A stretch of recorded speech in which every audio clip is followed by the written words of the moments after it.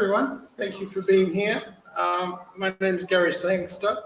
I am moderating this first panel discussion amongst three of the artists that are associated with the Lines of Sight project. First of all, an apology, which is that I don't speak any Turkish, and I don't believe many of our panel do either. So this will be an entirely English presentation. But first of all, let's get into a little bit of the shape of the project. So next slide, run a slide, please. So I trust you've all been to the exhibition. Hands up if you haven't been to the exhibition. Caught you out. Okay, so you've all seen the exhibition, and it's in Istanbul. Let's talk a little bit about what Lines of Sight is. It's a research project as an intercultural dialogue between art and archaeology. And the project was implemented by the Friends of Aşıklı Society in collaboration with the University Autonomous Barcelona and the University of Dundee. The project is supported under the grant scheme for common cultural heritage implemented by the Turkish Ministry of Culture and Tourism with the support of the European Union. Next slide, please. So that's from our brochure, an image from our brochure, aerial shot of the Aşıklı Höyük archaeological site. Next slide, please.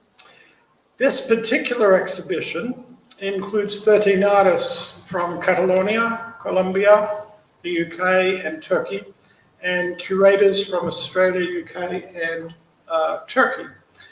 Artists, there are 13 artists associated with the show. We have 3 who are speaking today. Eva Bosch, immediately to my left, Dillwyn Smith in the center, and Anita Taylor. There are 2 curators, Firat and myself, Gary. Next slide, please. So the purpose of this seminar is very clear, to discuss the idea of reimagining the past through contemporary art and ask the question of the role of creativity and artistic practice in an evidence-based culture, which is what we currently live in. Next slide, please. So Eva Bosch is an artist. Just wait. Eva Bosch is an artist working primarily in painting, now also video, studied at the Royal College and the Rijks Academy, and is exhibited in galleries and museums internationally. Dillwyn Smith is an artist working in painting and sculpture, studied at the Royal College of Art, exhibited in galleries and museums internationally. Next slide, please. Anita Taylor is an artist and academic, works primarily in painting and drawing, studied at the Royal College, and is currently Dean of the Duncan and Jordan Stone College of Art and Design at the University of Dundee, and exhibits in galleries and museums internationally. That's a common thing. Next slide, please. And I'm a curator, an academic, a writer, a museum director. Most of those I'm reformed or retired from, but I still keep things happening. So we already mentioned we want to ask the idea about reimagining the past through contemporary art. So next slide, please. So some of the questions that might come up for us, I thought I'd presage those first to give us an idea what we're talking about. What can we learn or discover from transdisciplinary research, linking archaeology research with what artists do in their research, their artworks and their exhibitions? How do artists' research practices differ from the research practices of archaeologists? We are experts in art. I'm a curator. These are artists. We can't necessarily talk about what archaeologists do, but we can describe what artists do in relationship to what archaeologists might do. How does representation, image making, and artwork differ from documentation and archival evaluation and categorization? Next slide, please. What particular analytical tools or skills or thinking do artists bring to research, and in particular to archaeological research that might differ from other scientific-based approaches? And at a fundamental level, how might artistic knowledge differ from scientific knowledge? Next slide, please. You can swap to the, yeah, very good. Over to you. My first visit to Aşıklı Höyük was in 2015, after a conversation with archaeologist Müge Ergun. Müge and I met in Çağdaş during summer 2007, when I was the artist in residence and she was working on site. Müge suggested that I visit Aşıklı Höyük. The way she described the place sounded hard to believe. However, when I arrived there, I realized how accurate her description was. Furthermore, there were 13 replicas of Neolithic homes to experiment with. In Çağdaş Höyük, there was only one. Living in the quarters with the team, I had the chance to get to know the archaeologists, watch their movements, and listen to their opinions. We shared breakfast, lunch, and dinner, and the evenings seated under the porch looking at Hasan Dağ were full of poetry. Language was never a problem because we shared the same interest, the desire to enter the world of the people that inhabited that very same space more than 10,000 years ago. It was a revelation for me to watch those skillful professionals moving around the place, and I often imagined them as the ancient inhabitants of Aşıklı. The experimental house labeled Unit 8 had the egress on the northeastern corner, and therefore at about 4 in the afternoon, there was a rectangle of light that produced a screen where one could perform shadow animation. With the help of Derya Talay and Shagla Kaya, we managed to perform a puppet show that would have easily been performed by the ancient inhabitants. Every day there was something new that made me feel close to the prehistoric humans. A few days later, Elchin Ekmetsky, sorry for my pronunciation, kindly offered to be my interpreter, and we visited 3 elderly women resident in Kizilkaya village next to Aşıklı. We asked them about childhood experiences, how they remembered their homes were lit, and how the sun entered the windows of their houses. They were puzzled by my questions, but tried to give me an answer. Their entire life had been dedicated to their children and families. Nothing else mattered. Only one was envious of her children and grandchildren because they could read and write. 2 of them were extremely well looked after. The third, now a widower, could not bear children, and therefore she had not been very well treated by her husband. Again, meeting them, it brought me closer to the people that inhabited Aşıklı. Another fascinating mystery that attracted me was the transition from circular houses to rectangular ones. You can see in the picture how the lower homes, therefore the oldest, are circular, and as time goes by, they become rectangular. What is the enigma behind this particular geometry? What could a rectangular home give to the people of Aşıklı that a circular one could not? This will be my next project, my new project, and I hope that to find other artists willing to invest time in further research on the topic. Getting up in the morning with the sound of the birds, goats, dogs, the sun rising, the openness of the landscape, and the powerful presence of Hasan Dağ was quite something. In the picture, it is 5 a.m. The team is getting ready for the van that will take them to the site. The call for prayer was the reliable daily alarm clock. Years earlier in Çağdaş Höyük, one night of full moon, I slept inside the experimental house. I pretended that the empty grave under my mat was not empty. I had weird dreams in which my ancestors came to visit me. There was a strong smell of dust and plaster as I lay on the floor. The room had human proportions, and it made me feel at ease.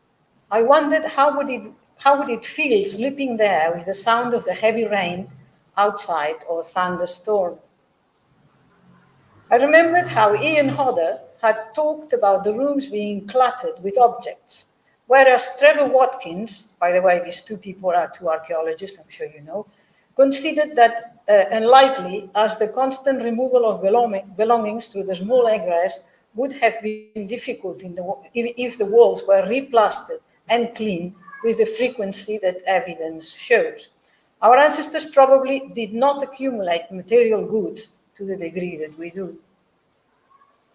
One day, Hilal Gültekin joined me and Muge inside the experimental house in Çağdaş, and we pretended to be at home cleaning, cooking, and chatting, as well as lighting the oven.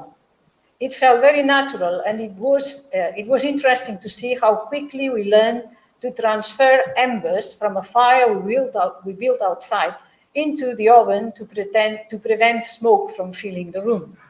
We kept the fire going without smoke for several hours. Although we did not, we could have cooked an entire meal. Later, Hilal started to sing, and Muge could not resist dancing to accompany her. That same day, with Hilal, we walked to the nearest village of Küçükköy. We were invited to tea by the family of one of the guards working in Çağdaş. His wife had a massive oven in the patio, built in a very similar way to those found in their ancient homes. There was a technique to operate it that she tried to explain, insisting that it was very easy, but it seemed extremely complicated to us. Back in Aşıklı, in this photo, we are seated under a parasol, drinking tea and enjoying a well-deserved break somewhere a few miles from the site. It was a day off for the team.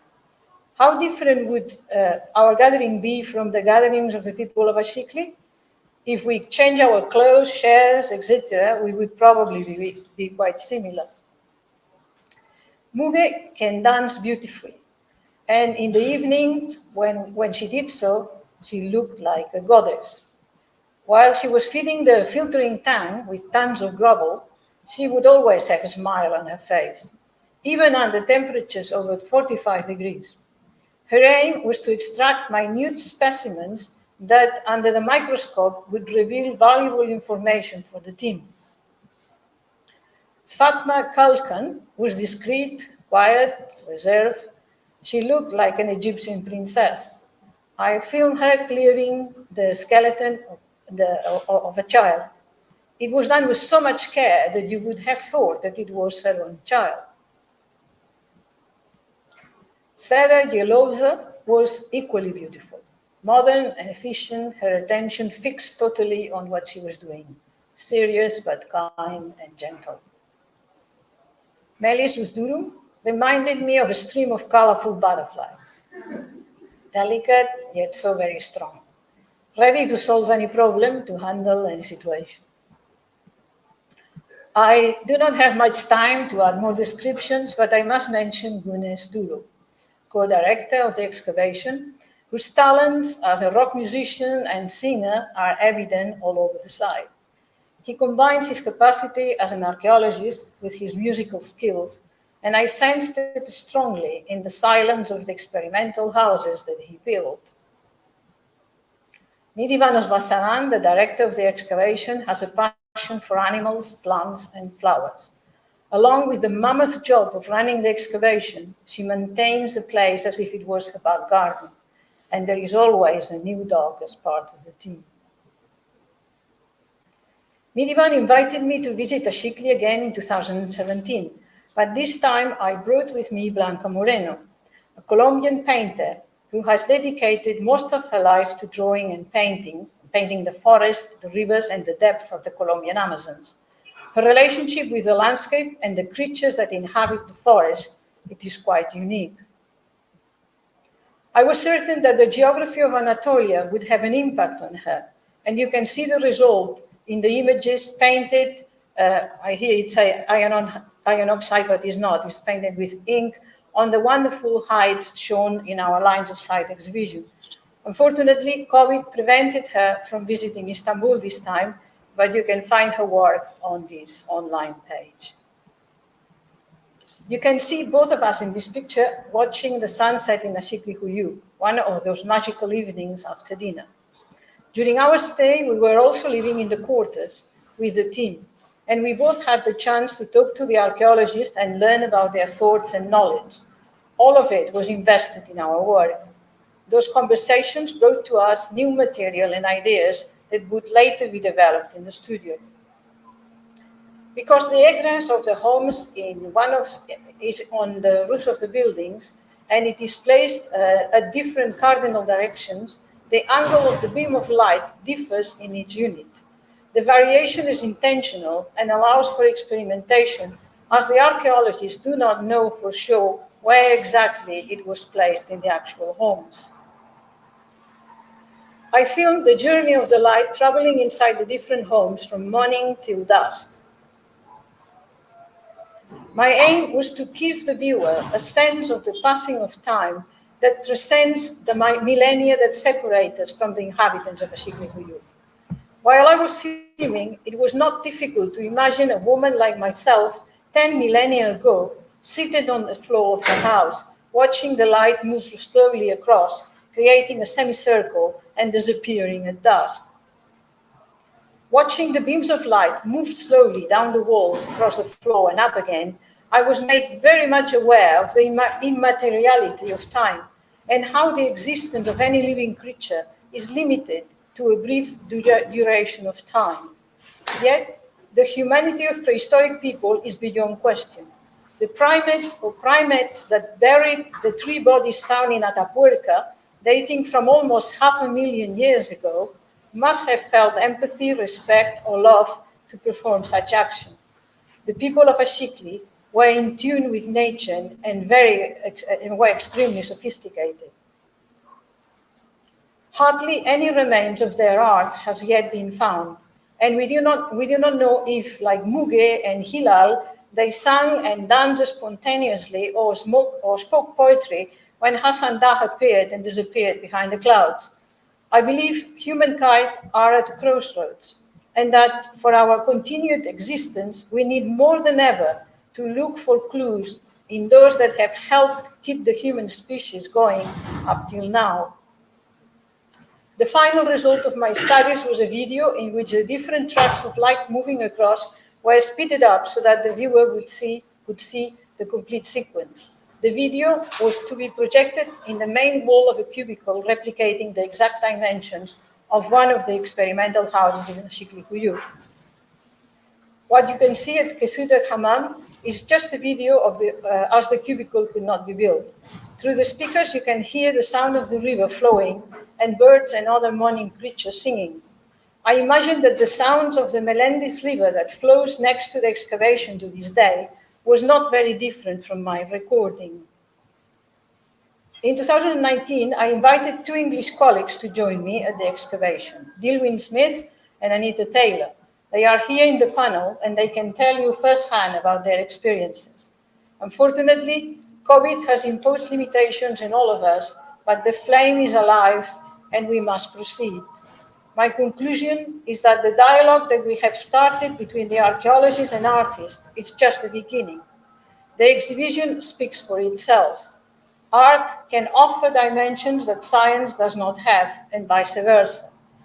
Recent conversations with the Turkish artists proved to me further that such collaboration is extremely valuable, and I hope to extend the project to artists and archaeologists of other countries. Thank you very much. Thank you, Eva. What I'd like to do is to hold all questions until the end, so we'll have all three presentations, and then we'll have the opportunity to have a dialogue with the three artists. So if you note your questions down, that would be great. Dillwyn, thank you. Thank you.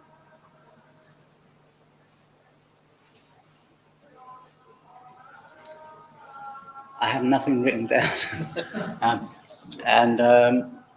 I mean, the offer to come to Aşıklı, I was reticent, I have to admit. I wasn't sure. Eva's an old friend, and I wasn't sure why I was coming really, apart to support her in her idea.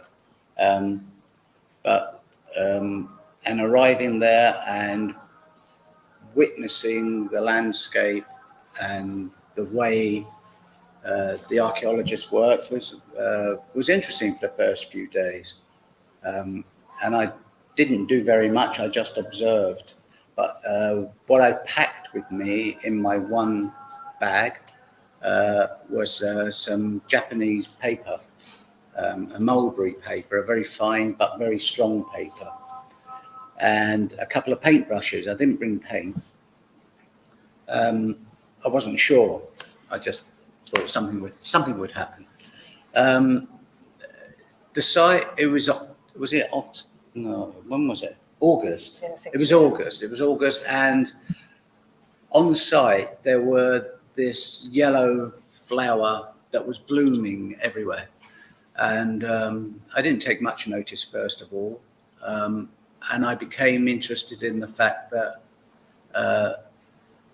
Hassan Dag had exploded at some point. I wasn't sure when. And that obsidian was all over the place. We were picking bits up and getting very excited about it. And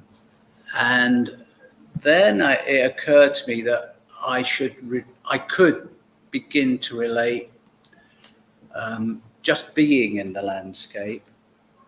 The work would come from that. And it's almost as though, yes, there is some relationship to people being in the same landscape, 10,500 years ago, but also, millions of years before that too. And I asked at one time, Muga about this plant, which she said was verbascum. And I asked her one lunchtime, could she ask these lovely ladies who were cooking the food for us, what did they know about the plant? And they said, well, it came back that, it's being used as a dye. And I thought, okay, I'm an artist. It's paint, dye is paint, it's stain. I can work with that. So I spent the following most of the day out picking little petals off these flowers. And I got a big bag full of it, the view on the right, on the left. And then I cooked it. I borrowed a tin and a cooker from these guys and made a dye. And that was, the smell of the dye was so clean. It was instantly, I kind of recognized it had some healing property. I didn't know what, I felt like it was good for you. And I then painted some papers with it, and the paper actually took the stain beautifully. The paper didn't have a varnish on it, so the dye could infuse into the fibers. And I tried I painted one set of papers once, one set twice, and one set 3 times. And of course, the 3 times it was much richer and much deeper. I hung them on the line there, out in the Aşıklı, and they began to play, they began to work, and some energy came from that. In the back of my mind, I was thinking obsidian, and we gathered a piece of obsidian. We went to look at in the science block, where there was a lump of obsidian the size of 2 heads, and held that. Yeah, this is magical. And of course, we as artists, we were discussing the use of obsidian in the arts as mirrors in the 19th century, but artists before that too in Italy were using obsidian mirrors to observe their work. They hold them up and looking at giving them some space really to look at their work. And these kind of things, their interest. So obsidian's good. It also has in more research. When I was back in England, it led to it was used in ceremonial occasions, and again, like many stones, it has a power, for some people. So I was thinking we were going to go back to Aşıklı in 2020 and 2021, and I would collect the dye and make the paper and make this work. And I was going to use ladders, because ladders were used not only by the archaeologists as they dug through the 5 layers? 5 or 6 layers. They are used to move up and down, so they're tangible and they're functional. And I enjoyed that fact, but also that I was told that in the houses, as Eva said, when they became square, there's no evidence of doorways. So they most probably have got in with ladders. So I thought, okay, so there's the double use of ladders. I started placing the papers onto ladders, and I thought when I come back in the following year, in 2020, I would pursue that a bit further, and again in 2021, and then we'd have the project for 22. But of course, we couldn't come back, so there was a bit of a dilemma. Could you show the next slide, please? So here's papers flying in the wind, and it became like, well, I've never done installation work, and I've begun to sort of play with putting pieces of work in the landscape when I went to visit Skellig Michael, which is on the west coast of Ireland, and it's a kind of 6th century extraordinary place with beehive huts which still stand. You have to take the boat out onto it, and so I thought I'd been there just before I'd come, and so I thought I'll just, it seemed obvious that this was a beautiful thing, these colours moving in the landscape. And on the right-hand side is the piece I've got showing at the moment in the show in the Haman, and it's a plate of made with obsidian. It's the left-right center slice of a brain. As I have data because I had been artist in residence at the Queen Square Brain Bank, and my mother had died with Alzheimer's, and I'd made some work about that, and I subsequently was offered to come and respond to the brain bank and brains. So I was able to scan the full brain, a fresh brain which had come in. They're all in Britain. They're all donated anonymously, and as the pathologist sliced the brain, this is the center slice, as I said. It scanned on each side, and I thought, well, you're making a piece of art. I'm not a scientist, so we scaled it up a bit, and I made some prints from it, and I'd made some prints on silver leaf with it. And it's a deep emboss. And then for this project, when I realized we cannot use obsidian here from Turkey, I found that I could buy some in America that's ground, and I had it sent over. And we made this, we made a cast from the original plate and cast this obsidian in a resin. It seems to, I don't know, it resonates. I've hung it in a corner, and that has two significant things, because it's a black plate, unless the light's on it, which looks like a TV screen, which we all have in our houses these days, a black plate hanging on a wall.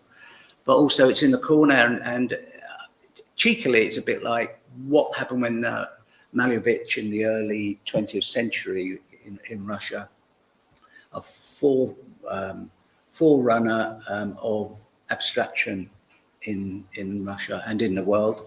He made a piece called Black Square, which is very famous, and he made an exhibition in a room with these different square paintings. But the black square he put up in the corner, high in the corner, the place where the icon normally sits, and he left it there. So in a way, I like the cheeky bit. Well, let's put it on this angle, not flat on the wall. Can we see the next slide, please? So here's installation, the Bascom ladders. As you go into the room, there is the smell of the Bascom. And as I said, the Bascom is a healing plant. And it's gone from Anatolia, but it's out in America, it's out in East Asia, and it's all over the place. And even when I found I couldn't come back, I begged my friends when they were walking in British countryside, if they found it, would they let me know? And I got a call back within 5 minutes with a photograph of a Bascom plant. They grow like more than 2 meters tall. And I went straight there. I went 3 times to collect the petals from them, but I also took the root and I took the leaves and kept them separately and made these different batches. So they're slight different colors. And I called the project like Roots for the root of the plant, Bloom for the bloom of the petals, and Boom because the volcano exploded and gave me another element to work with. The verbascum, as I say, is being used medicinally in all different cultures, and it's been used fascinatingly in more or less the same way. It's very good for your lungs. It's an anti-inflammatory. It's used. The Romans used it to dye their hair when they were here. The Romans also used the leaves as the leaves are very thick and spongy, and they used to keep their feet warm in their moccasins. It's surprisingly one of the things which goes across cultures. It's very good for hemorrhoids. You make a pack of the leaf, make it warm, and you put it on your hemorrhoids. They're still using it today. So it has all these fantastic herbs. So I thought it's great to touch that. I've made some tea with it, which I'm going to give my guests here. Not my guests, your guests. I've made a herbal tea from verbascum, and you will see the colour. This is how the dye of the paper comes. Thank you. We wait 15 minutes, see if you die, and then that'll be after I've spoken.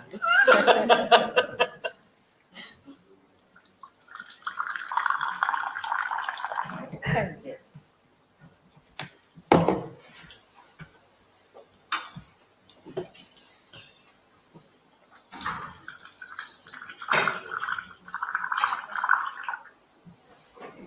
Thank you.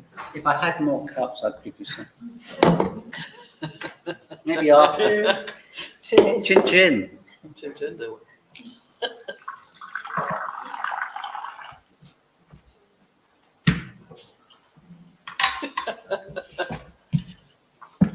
As Francis Bacon used to say, cheerio. Thank you. Cheerio. Thank you very much, Dillwyn. Later on, I have a few questions. Oh no! I'd like to pass it over to Anita Taylor. Just waiting for a slide.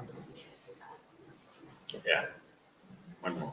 That's great. I haven't brought any documentation of my research process at Aşıklı. As you've heard, Dillwyn and I were invited by Eva to visit the site. I have a history as somebody who spent several periods of time as an artist in residence in historic environments. So when I left the Royal College of Art, where I met these two, I went to Durham Cathedral. So I became an artist in residence with a brief to respond to the cathedral over 12 months. And it was brilliant. It was competitive. I was awarded the residency and I arrived and I thought, what do I do? Because this is a huge undertaking. It's a huge privilege. It's hugely humbling. And it's hugely daunting to think about how you respond to history and how you respond to something which is deeply about being human. Because cathedrals are built, whether you believe in anything or not, they're built with a structure and a form which is really about thinking about, for me, witnessing the past and things being revealed through light. And that's a symbol or a metaphor or actually something deeply aligned to drawing, which I am deeply committed to as a research method and a process and a fundamental means of expression, communication, documentation, in revealing the imagination, both to me as a maker and to others as the evidence and the trace of that making and thinking. So for me, that's where I start, and I'm a real believer in serendipity as the best research method, given we were given that task to talk about it, in the world, is that actually it's about being open to the connections that we make, both as we traverse life and getting on with things, but also as we traverse thinking about how we make connections through the visual arts or through making or whatever it might be, whatever form. So for me, I'm really fundamentally interested in what it is to be human and how you deal with that through drawing, which for me fundamentally addresses that, because we all draw, everybody draws, and we've drawn through all cultures and we've drawn throughout all time. So for me, it's something that I'm really passionate about. through my life as a person, as an educator, and as an artist. So that's where I start. I came to Aşıklı on the field visit in 2019. I met lots of fabulously inspiring people who care for Aşıklı. And for me, I'm also interested in that parallel act of caring, observing, reflecting, analysing, and forming an equivalent to that experience, whether that's in an academic paper, that forms an equivalent to that experience because it tries to convey it to other people. The written word for me is after the drawn image, but maybe they come together, and drawing and writing obviously have parallel connections. So I'm really interested in how we convey insights, knowledge, understanding through every act that we do, every communication that we make, whether it's emotional, spiritual, factual, analytical, observational. So for me, getting to Aşıklı, I didn't know how I was going to respond, and I actually spent a lot of time on the site watching everybody else, absorbing the site. I drew observational drawings, which I don't do. I don't work outdoors. I actually live in an interior world. Very particularly in my work deals with an interior world, and it deals with an interior world which is about exploring what it is to be a woman, what it is to be a female subject within art, and what it is to address those myths, narratives, histories, stories, observations about being in the body that I'm in, and I happen to be a woman, and I happen to be interested in how they're represented.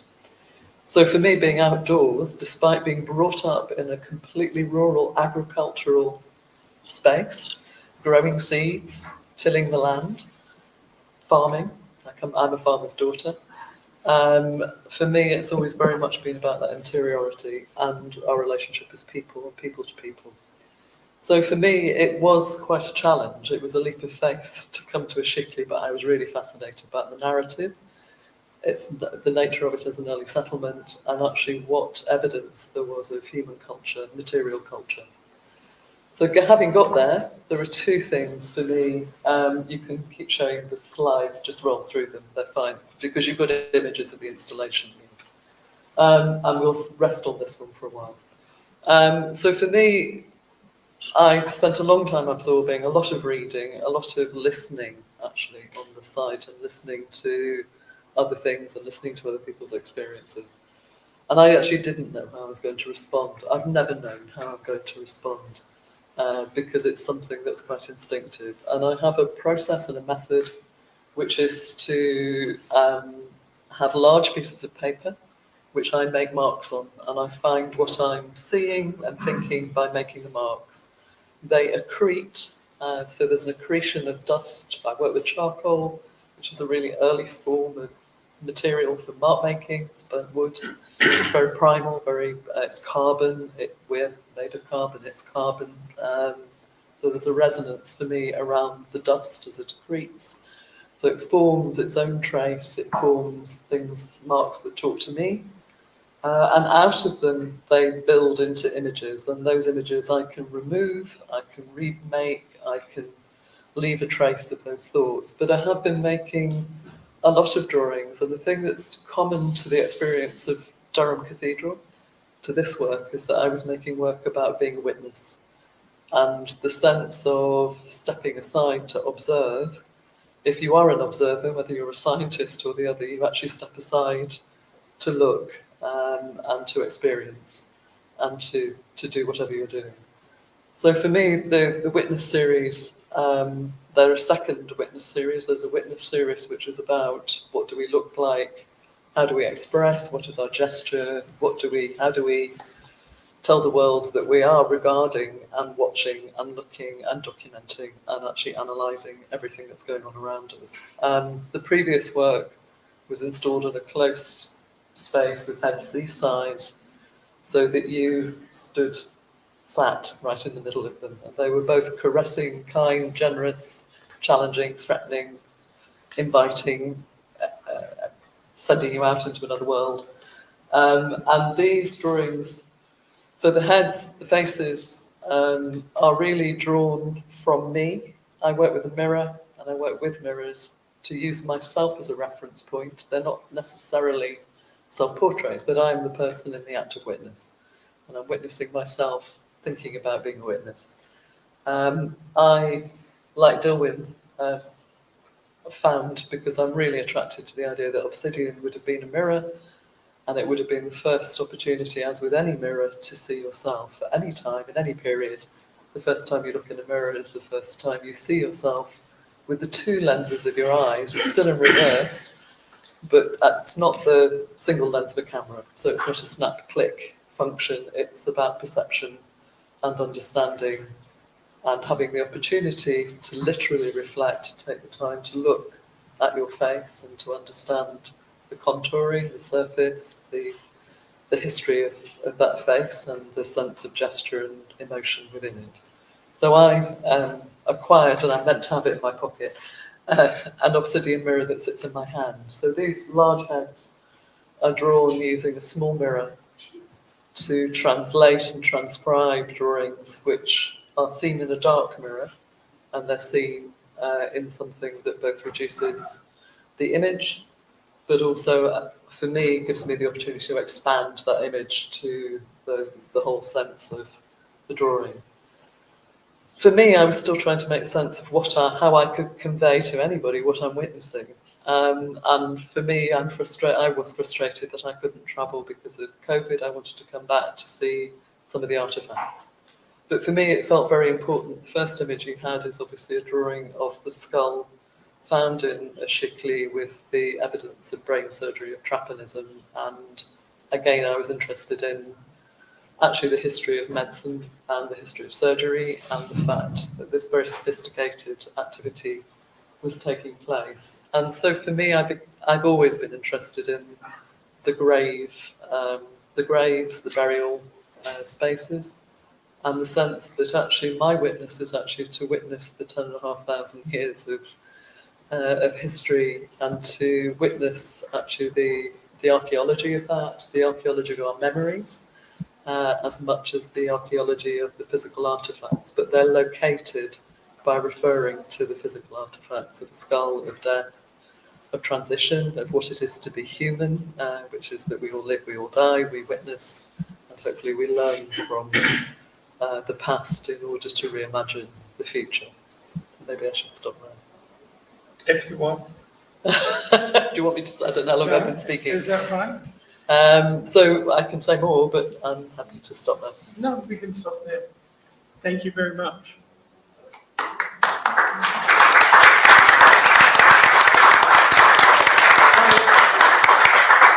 What I'd like to do now is I'd just like to ask a couple of questions which are on my mind, and then I will pass it over to the floor to ask questions, and we might take some from the internet as well.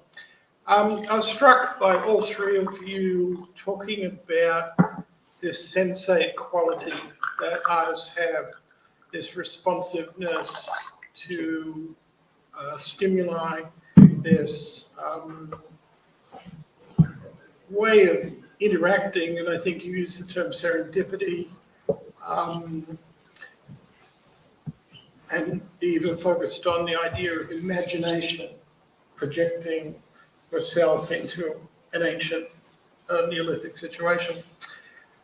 So the first question I have is, that sounds all very accidental, and it seems to me that there are ways to enhance and produce that process.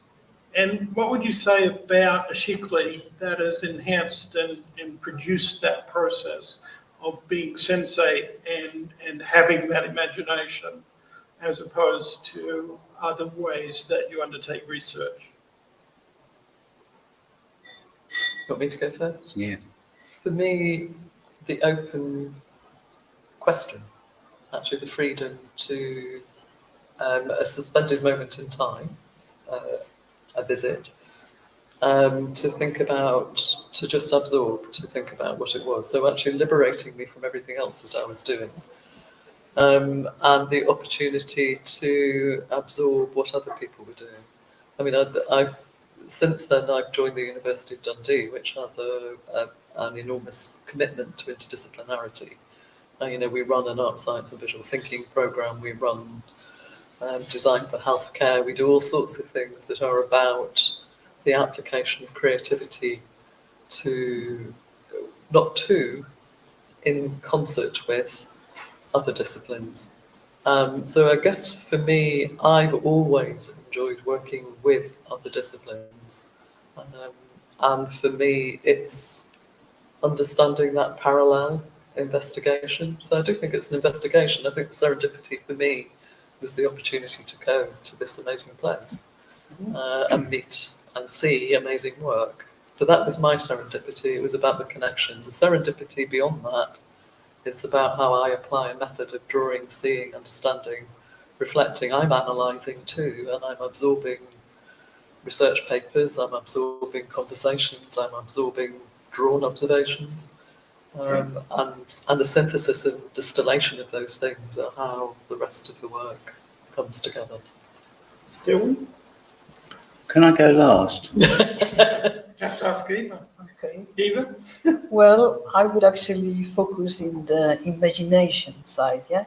I mean, something that fascinates me about Aşıklı is how is it possible that these people, that they built these very sophisticated houses, that they had systems of ventilation, they can calculate, everything to an extraordinary accuracy. They didn't produce art. So, again, it's my imagination. I cannot talk from the point of view of a scientist, but I'm damn sure that there was art. Was it music? Was it poetry? Was it observation? So I think that is fascinating because that's what interests me. What is it that they did? And if we were there long enough, we sat there long enough, we looked at Hassan Dagh long enough, maybe eventually we could actually come out with an answer. Thank you. Yeah. Cool. I would just. What did I think about that? It's that I try to challenge my creativity. So so going there and witnessing allowed me to try out something which I'd never done, and which is. And also, I think it's important to say, like, how courageous artists are, how courageous each of the artists in the exhibition is to have taken on that task of going somewhere, outside your comfort zone. Because I'm not someone who has a style of work that can be. I don't want to reproduce something. One red one, one green one blue one, and become known for that one thing. I just want to know what my creativity can do, and it can be frightening sometimes, And you make rubbish. Philip Guston said you mustn't be afraid. He was a wonderful abstract impressionist. And who became a brilliant narrative painter in a very painterly way in the he died in 1980. And he said, you've got to be unafraid to make bad work. You've got to make bad work, and you've got to be unafraid to do that. And I do that a lot. So. Maybe you want to be known for yellow work now? The second question I have is very straightforward. Tell me, what was the most important discovery you made in terms of your work through this particular research project? Just one.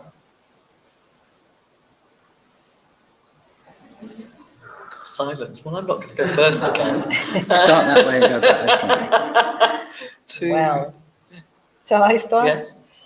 Well, when I discovered light in Açıklı Höyük, I was just watching this beautiful sort of line, moving. And so, the more I looked into it, I mean, painting is about light. So that was the physical light, So that was the discovery. I mean, the great similarity that there is between real light and the light that I played with color. Mm-hmm. Right. I just think these people are so extraordinarily intelligent, not that different to us. In fact, the input which they had and the things they discovered and had discovered are most probably greater than the things we are jumping through. I'm not sure. I'm still not sure. You asked for us, didn't you, in terms of practice? Yeah, you. I guess about the reaffirmatory nature of drawing as a means to communicate and express, and its capacity to do that pan language. I mean, it's confirmatory, I would say, or affirmatory for me, but actually that conviction that that drawing has that space that can talk to other people across culture, across disciplines, I believe, and you can tell me I'm wrong, because it might not be that these drawings do it, but actually that, for me, that was the investigation, if you like, I guess. Does that matter? I'm sorry. And does it matter? No, I don't know if it does, but... The last question I want to ask is a harder question in a way. We've gone through this process and we found an exhibition site, and jointly with the curators, Brad, myself, and all the team and the artists, we produced an exhibition. What I'd like to ask from the artists is what kind of impact producing the work or presenting the work for exhibition, how does that impact the work? Because you have a vision for the work and you produce the work, and then you come to the site and install it in a particular way. What advantages are there? What disadvantages are there in terms of presenting work in this kind of context? From my own impression, the site that we have to present this exhibition actually adds to the project because it's not a white cube.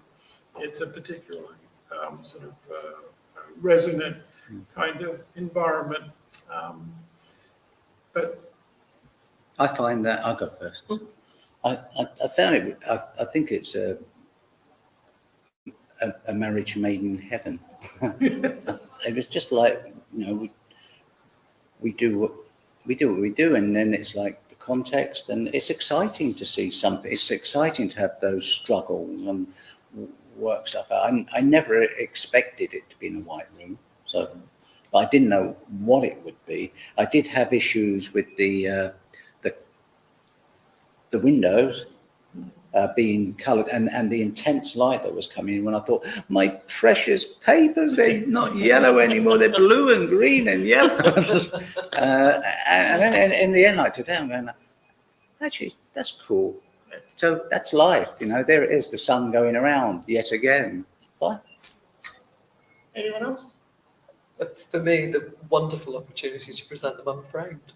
Nobody wants those big dusty things in any other space. And of course, the venue is, the bars are just astonishing, but to hang against walls as though they're suspended, for me, has been the most brilliant thing, because they started with that one serious skull as the installation, but actually the jostling of the drawings for me is rather beautiful, because drawings end up with colours and cuffs because they have to go behind frames to protect them.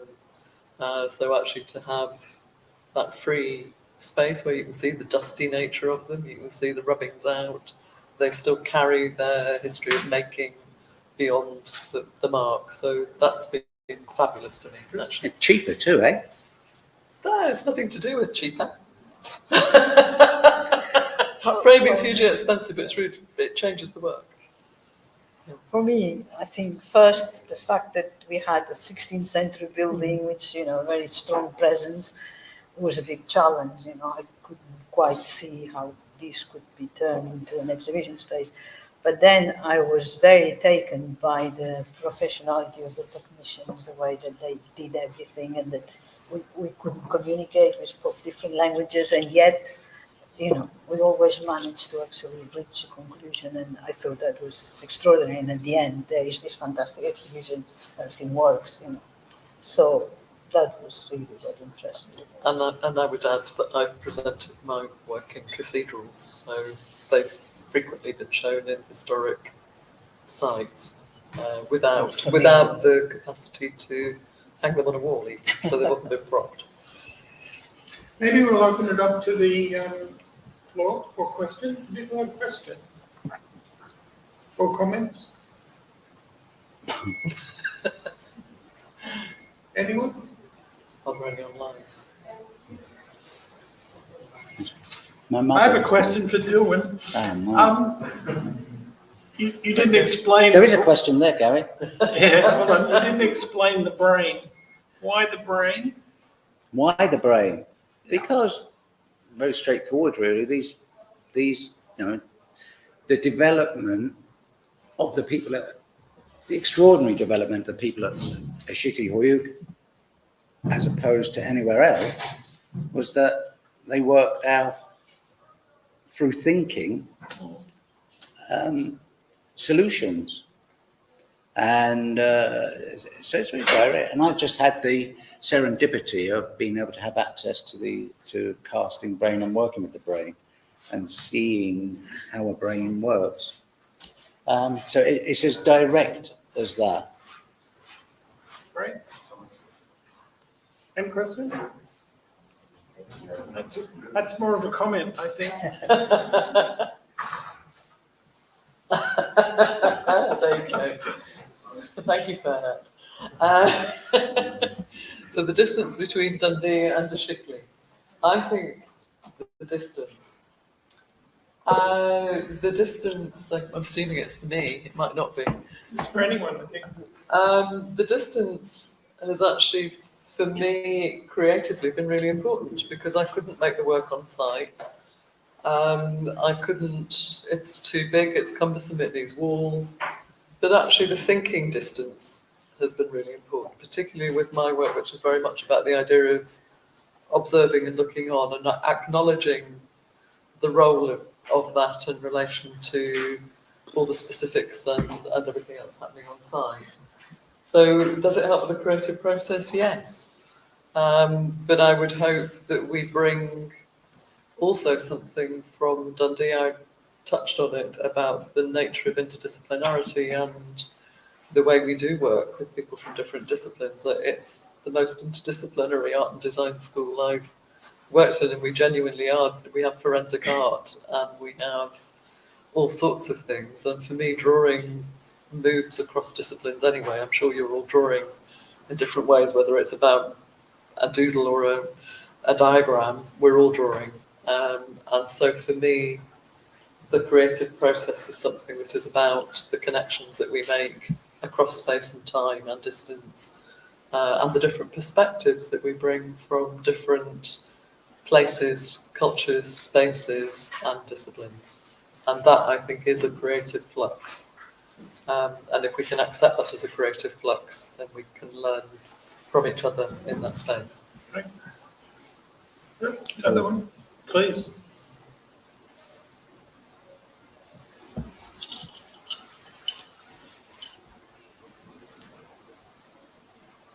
I don't know if someone else wants to take that. I think I could answer it, but I can't see. It's the difference in methods of archaeologists and artists. We come across during this project. Does anyone there want to answer that? I thought we all. I mean, for me, it became very intense, and I was really aware of wanting to. That's nice. I was really aware of wanting to do well, and how could I do something that would reflect well and be a dialogue. And it was once I honed in on the idea came, and then I forgot about methods and just got on with it and asked people who were ever around, there's this and that, and we were equal. We seemed equal. So I enjoyed the equality that that came between us. But I normally would just work on my own, and I don't really talk to people about how I work. So interacting was interesting. Well, I would say that, when I was with Blanca, for example, I mean, Blanca has got a fascination for animals. So from the moment that we arrived, I mean, she was very responsive to all the butterflies, the worms, anything which was a living creature. She was completely drawn to it. I actually secluded myself inside the experimental house. I started smelling the mud and the plankton and whatever. So these are the different ways. So I mean, the thing that appeals to you, you immediately find yourself in the middle of it without even thinking. So I think that's the difference, really. I think for me, what I was struck by was actually the multidisciplinary archaeological team. And for me, that was, it wasn't a prejudice at all.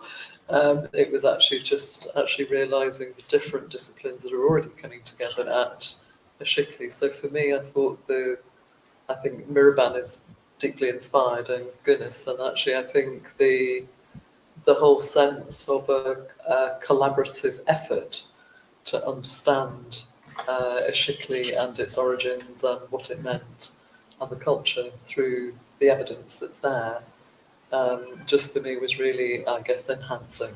And for me, I mean, I did do the archaeological strand deep back in the undergraduate first year unit at art school. And I've been very interested actually in British archaeology at that point in time, and actually as a child. So for me, it kind of brought together, it was about the way that it linked everything, which is everything was about society. So, food culture, growing culture, building culture, design culture, they're all deeply there. So for me, it was the resonance of that that was particularly inspiring and welcoming, I think. I'd also like to add that science has particular methodologies in place in order to arrive at certain kinds of hypotheses, and which are tested and then evaluated, and conclusions are drawn, and then they're peer-reviewed, etc. It operates a little bit differently in the art world, I think, but methodologies still exist, which are profoundly regimented in a way. And one of those methodologies, I think Dillwyn alluded to when he mentioned Malevich and the Black Square painting, and then he mentioned Philip Guston and his transition from abstraction to figurative narrative art. And how this methodology works is that these artists have made certain kinds of stylistic developments which become models for contemporary artists to work with, react against, comment upon, reuse, reframe, recycle. And in a sense, it's a quite a structured methodology, which is the history of art. I know Eva frequently mentions her admiration for Picasso, for instance, as an inspiring figure for her work. Well, it's more than just inspiration. It's actually a formal methodology in the way that you begin to develop your own practice. No, do you disagree? No, I don't disagree. It wasn't a question. Oh, that's good. Thank you. Sorry, I thought I'd missed the question. Any more questions? Okay. Any more questions from the floor? Any questions? How can you define the community as an artist? We have very lack of evidence, or we actually have no any idea about their artistic expression. What do you feel about this kind of communities? Because nearly, especially in that time of period, like an explosion, there are lots of different villages. They express themselves hugely. What do you think about them? I think they had fun. They weren't. It wasn't just it wasn't a miserable. It wasn't a miserable existence. They were just doing what we're doing. This could be seen as a miserable time. They were doing Imagine if they tell them you've all got to go into your huts for 2 years and not come out. No. We're just. My feeling is that we're not that far away. And we always have very optimistic answers. It must have been organic, like the wood, some other things. But I don't think, because they have colors, they have lots of methods around. And they're curious. We can tell they were very curious by the things they actually, the things they achieved. They were curious. I think for me that's 500 people, very proud of people. I think that's why I focused on the evidence of the skulls and other things, because I didn't feel that I could apply a sense of what they might have done, because actually all we know is what they have done.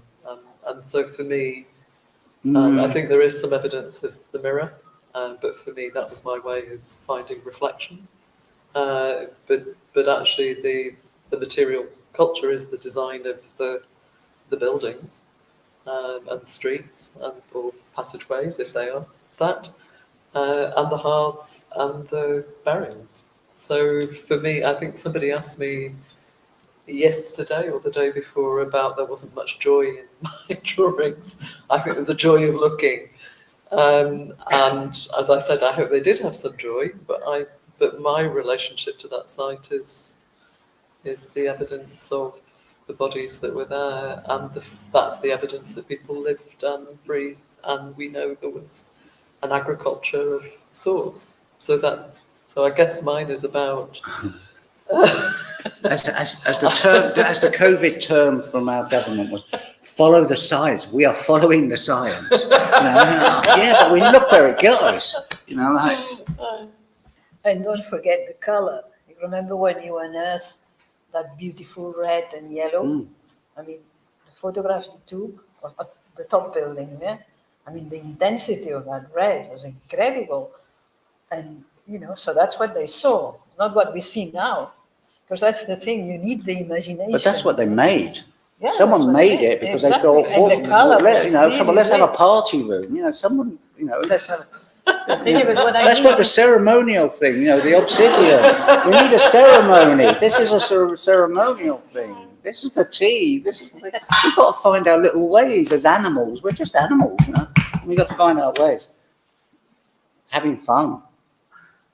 And being serious too, I mean, it's obviously a big question for your team to understand why there's so little evidence of that kind of expression. And so the issue is one of, I guess, form and style. What kind of forms might have taken place in terms of art? And what kind of styles would they have been without leaving any trace evidence? So I don't know, maybe they're into dance, or maybe they're into, marching back and forward. What form and style doesn't leave a trace? Maybe they were into survival. I mean, maybe art can be adventure also. Yes. For some reason. Or just sound. It could have been all to do with sound, which or walking. Or walking, making, or looking.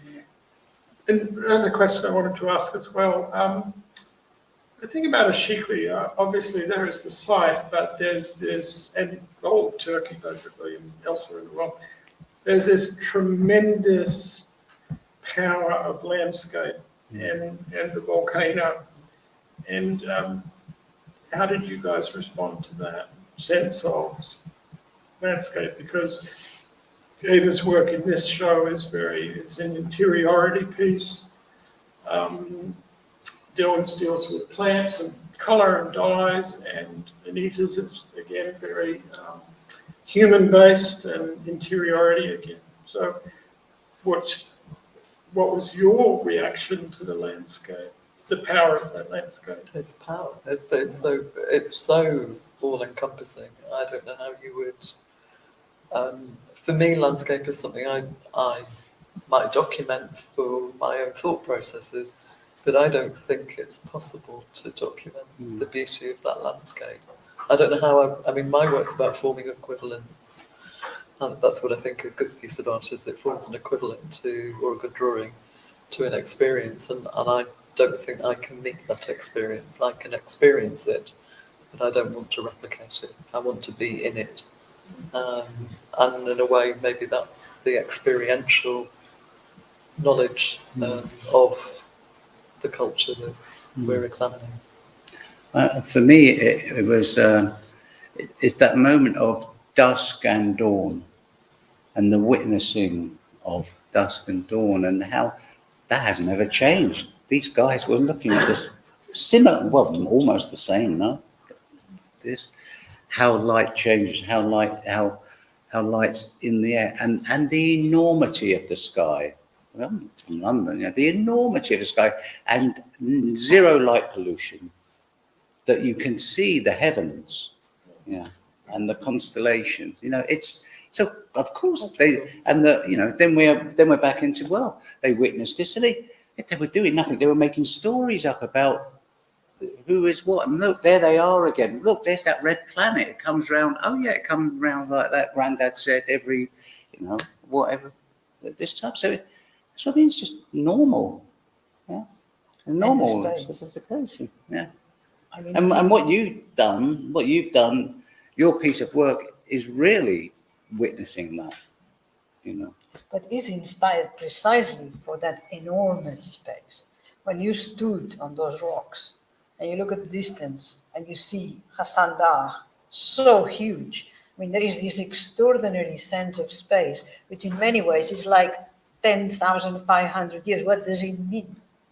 I mean, 10,500 years is, how do you put that into, a substance, It's like the space. You're standing there and it's almost, if you see 10,500 years, because it's so big.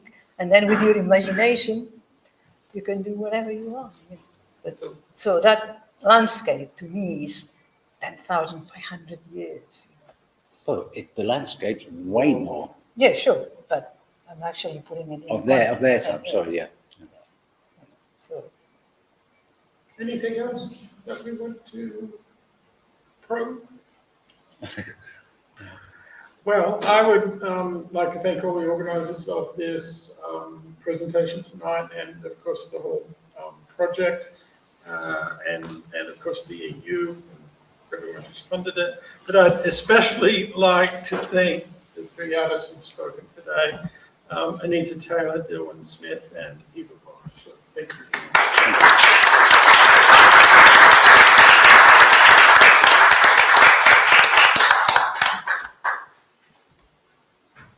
Cool.